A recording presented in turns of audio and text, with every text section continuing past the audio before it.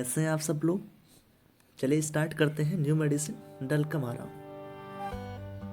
डलकमारा common name है इसका bitter sweet and family है सोलेनेसी और इनके जो प्रूवर हैं वो है हमारे Hahnemann sir. Constitution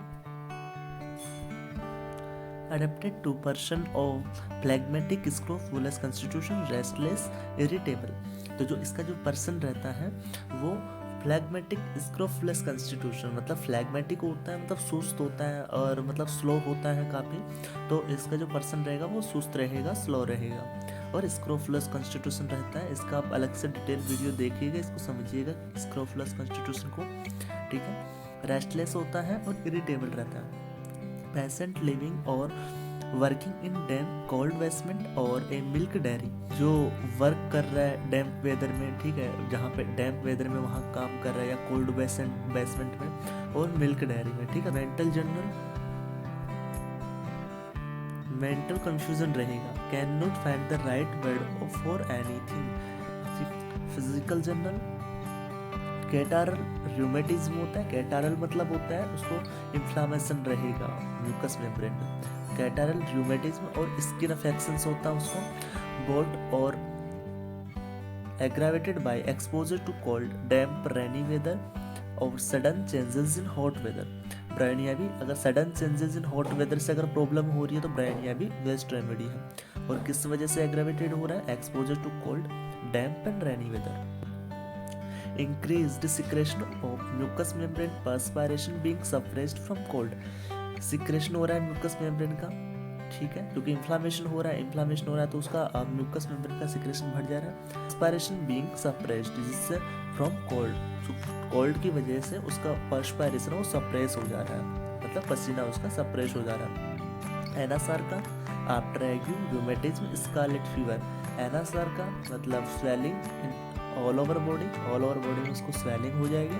after एग्यू fever, ठीक है, कब किसके बाद, फीवर के बाद, रूमेटिज्म के बाद एंड स्कारलेट फीवर के बाद। ड्रॉप्सी मतलब वही ओडिमा होता है। After suppressed sweat, suppressed eruptions, exposure to cold. कब हो रहा है, आफ्टर सप्रेस्ड स्वेट, जब स्वेट सप्रेस हो जा रहा है उसके बाद, सप्रेस्ड इरप्शंस सप्रेस्ड होने के बाद और एक्सपोजर टू कोल्ड के बाद। Gastrointestinal system diarrhoea from taking cold in damp palace और during damp foggy weather changes from warm to cold weather.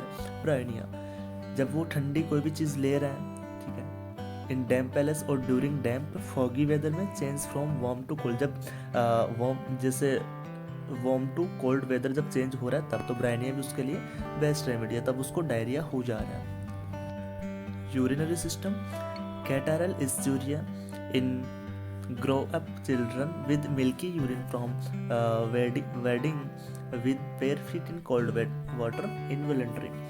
Catarrhal ischuria मतलब जी स्टॉपेज, मतलब एक तरह से जो यूरिन का जो फ्लो है जो उसका रिडक्शन हो जाएगा, ठीक है, या तो कम आएगा या फिर उसको आना स्टॉप हो जाएगा और जलन टाइप होगा इस चिल्ड्रंस में। विद मिल्की यूरिन होगा from wading with bare feet in cold water. Bare मतलब नंगे पाँव जो पानी में खड़ा रहेगा तो उसकी वजह से उसको ये दिक्कत हो जाएंगी और इनवॉलेंट्री रहेगा। Skin is delicate sensitive to cold liable to eruptions specially urticaria every time patient take cold और is long expose to cold. Skin delicate मतलब उसकी स्किन नाजुक रहेगी, सेंसिटिव टू कोल्ड रहेगी, लिएबल टू इरप्शंस मतलब eruptions होने की संभावना रहेगा, स्पेशली अर्टिकेरिया, इस तरह से उसको अर्टिकेरिया हो जाता है, ठीक है, ऑल ओवर बॉडी, उसको बॉडी पे भी पर्टिकुलर पार्ट पे भी इस तरह से रेड स्पॉट्स हो जाते हैं, ठीक है। Every time patient take cold और is long expose to cold, इसकी वजह से। Rashes before to menses conium during profuse menses belladonna graphite, ठीक है, रैशेस बिफोर द मेंसेस, तो ये डलकमारा तो है, साथ में कोनियम भी है, और ड्यूरिंग परफ्यूज मेंसेस तो बेलाडोना ग्रेफाइट बेस्ट रेमेडी है। अर्टिकेरिया और whole body, no fever, itching burn after scratching, aggravation in warmth and evolution cold, उसको वार्म से दिक्कतें बढ़ रही है और कोल्ड से आराम मिल रहा है।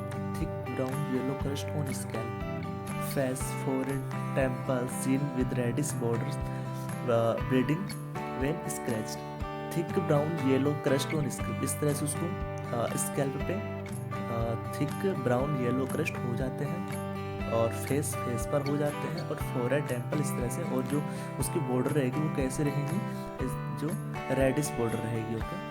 और उसको ब्लीड करने लग जाते हैं, जब उसको स्क्रैच करेंगे तो इस तरह से ब्लीडिंग होने लगती है। Warts fleshy large smooth on face और back of hand and fingers, तो थूजा भी वॉट्स के लिए थूजा बेस्ट रेमेडी है। बाकी इसमें बता रखा है वॉट्स जो फ्लैशी लार्ज स्मूथ और ये सब रहेगा तो ये भी दे सकते हैं। मॉडलिटीज, एग्रावेशन किस चीज़ से हो रहा है, from cold in general, cold air, cold wet weather, suppressed menstruation, eruption sweat, ठीक है। सप्रेस्ड मेंस्ट्रुएशन सप्रेस्ड हो रहा है उसकी वजह से, इरप्शन एंड स्वेट की वजह से उसको एग्रावेशन हो रहा है। एम्बुलेशन किस चीज़ से हो रहा है, फ्रॉम मूविंग अबाउट, ठीक है, उससे उसको आराम मिल रहा है। फेरम एंड स्टोक का भी सेम सिम्टम है। रिलेशन कॉम्प्लीमेंट्री टू किसका, बेटा कार्बन काली सल्फा इनकम्पेटिबल है with acetic acid, belladonna lachesis should not be used before और आफ्टर, ठीक है। इन सब के बाद इन सब से ना ही पहले ना ही बाद में नहीं देना चाहिए। Dulcamara follow well after calcarea bryonia lycopodium, इन सब के बाद हम दे सकते हैं calcarea bryonia lycopodium rhus tox sepia के बाद। सिमिलर किससे टू मक्सोल इन टाइलिस, glandular swellings, bronchitis, diarrhoea, susceptibility to weather changes, night pain, अली सेल्फ द केमिकल एनालॉग में similar. For the bad effect of abuse of mercury, abuse of mercury उसको bad effect हो जा रहा है, तो इम्पोर्टेंट याद रखना, abuse of mercury bad effect हो रहा तो कौन सी, डल का मारा दे सकते हैं best remedy. It is all about डल का मारा।